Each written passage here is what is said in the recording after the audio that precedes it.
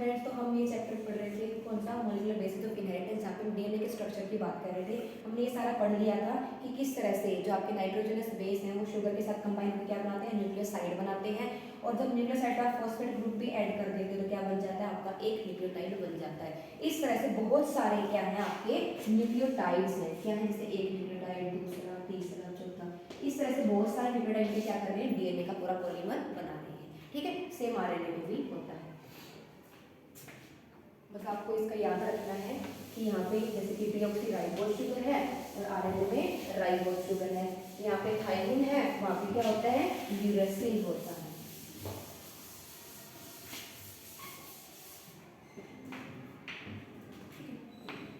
जब डीएनए के स्ट्रक्चर की बात करते हो तो सबसे पहले एक बार आप बायोमोलिकुलर चैप्टर रिवाइज कर ही लेना बेटा, क्योंकि यहाँ पे फॉस्फोडाइस्टर बॉन्ड ये सारा का सारा आपको वापस से रिवाइज करना पड़ेगा।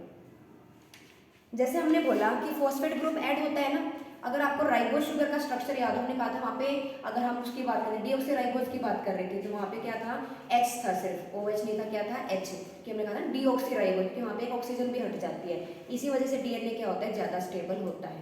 याद है आपको, जब हमने शुगर बनाई थी, कौन सी शुगर बनाई थी, पेंटोज शुगर, तो हमने बोला था कि यहाँ पे क्या होता है, जो OH, यहाँ पे OH था ना राइबोज शुगर में, यहाँ पे हमारा क्या हट गया था, O भी हट गया था। ठीक है, तो इस वजह से क्या होता है, आपका डीएनए ज़्यादा स्टेबल होता है। दूसरा रीजन क्या है ज़्यादा स्टेबल होने का, वहाँ पे यूरेसिल है, यहाँ पे क्या आ गया, थाइमिन आ गया। तो एक दो रीजन है ये ज़्यादा स्टेबल होने के। अब ये बोल रहे हैं when a phosphate group is linked to 5 prime hydroxyl end of a nucleoside through phosphodiester linkage, जैसे कि यहाँ पे आपका एक न्यूक्लियोटाइड होगा, यहाँ पे नीचे आपका क्या होगा, दूसरा न्यूक्लियोटाइड होगा, दोनों के बीच में कैसा बॉन्ड होगा, फॉस्फोएस्टर बॉन्ड। कैसा बॉन्ड होगा, फॉस्फोएस्टर बॉन्ड, मतलब कि यहाँ पे भी बॉन्ड बनाएगा और यहाँ पे भी बॉन्ड बनाएगा, तो इसलिए इसको हम क्या बोलते हैं, फॉस्फोडाइएस्टर बॉन्ड। क्योंकि ये जो एक न्यूक्लियोटाइड है ये ऊपर से भी बॉन्डिंग करेगा, ऊपर वाले के साथ और नीचे वाले से भी, तभी तो पूरी की पूरी चेन बनेगी आपके डीएनए की। तो कैसे बनेगा बॉन्ड, आपका जो 5 प्राइम हाइड्रोक्सिल एंड है वो दूसरे के क्या करेगा, दूसरे न्यूक्लियोटाइड के साथ बॉन्ड बनाएगा, क्या करने के लिए, 3,5 फॉस्फोडाइस्टर लिंकेज बनाने के लिए। ठीक है, बुक में आपका दिखा भी रखे हैं, जैसे आप यहाँ पे देखते हो, तो आपका ये जो है ये तो आपकी राइबोज शुगर है।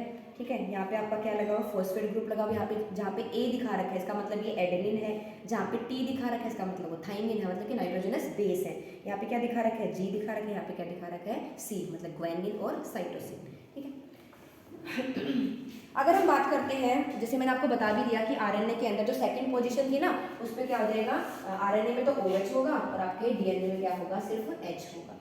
अब आगे अगर हम बात करते हैं कि सबसे पहले डीएनए के बारे में किसने बताया था, तो एक साइंटिस्ट का नाम आता है फ्रेडरिक मिशर। कौन से साइंटिस्ट हैं, फ्रेडरिक मिशर, मतलब उन्होंने डीएनए नहीं बोला था, और उन्होंने ये बताया था कि कोई ना कोई एसिडिक सब्सटेंस होता है जो पस सेल्स जो होती है ना हमारी, जैसे उन्होंने बैंडेज वगैरह जो किसी की पेशेंट की थी, उसमें जो पस सेल्स थी वहाँ से इसने क्या किया था, डीएनए को निकाला था, लेकिन वो डीएनए कंप्लीट फॉर्म में नहीं था, मतलब टूटा फूटा सा था, तो उसने क्या नाम दिया था उसको, मतलब साइंटिस्ट का नाम क्या था, फ्रेडरिक मिशर। ठीक है, और इन्होंने न्यूक्लियन नाम दिया था उसको, डीएनए नाम नहीं दिया था, क्या नाम दिया था, न्यूक्लियन। ठीक है, क्योंकि उस टाइम पता नहीं था कि डीएनए होता क्या है। उसके बाद एक आपके साइंटिस्ट आते हैं रोजलिन फ्रैंकलिन। रोजलिन फ्रैंकलिन, ये जो रोजलिन फ्रैंकलिन है आपकी, इन्होंने क्या किया था, एक्सरे डिफ्रैक्शन डाटा दिया था, X-ray diffraction data of DNA structure. ठीक है, एक फीमेल साइंटिस्ट थी।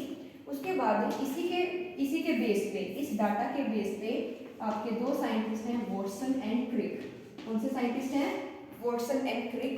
इन्होंने 1953 में नोबेल प्राइज भी मिला था, इन्होंने दिया double helix model of DNA. क्या दिया इन्होंने, double helix model of DNA. ठीक है, तो बहुत बार क्वेश्चन आता है कि डबल हेलिकल मॉडल जो था डीएनए का, किसने प्रोवाइड किया था, वॉटसन और क्रिक ने। किसके बेस पे काम, किसके काम के बेस पे, रोजलिन फ्रैंकलिन के काम के बेस पे। ठीक है, एक विल्किन भी थे, विल्किन और फ्रैंकलिन दो साइंटिस्ट आते हैं यहाँ पे, जिन्होंने एक्सरे डिफ्रैक्शन डाटा दिया था डीएनए के स्ट्रक्चर का। इसी के बेस पे इन्होंने बताया कि डीएनए क्या होता है, एक डबल हेलिक्स फॉर्म में होता है। ठीक है, और दोनों के दोनों स्ट्रैंड क्या होते हैं, एंटी पैरेलल होते हैं। अगर एक की पोलैरिटी है 5 प्राइम टू 3 प्राइम, तो दूसरे की क्या होगी, 3 प्राइम टू, हो गया मैम। ठीक है।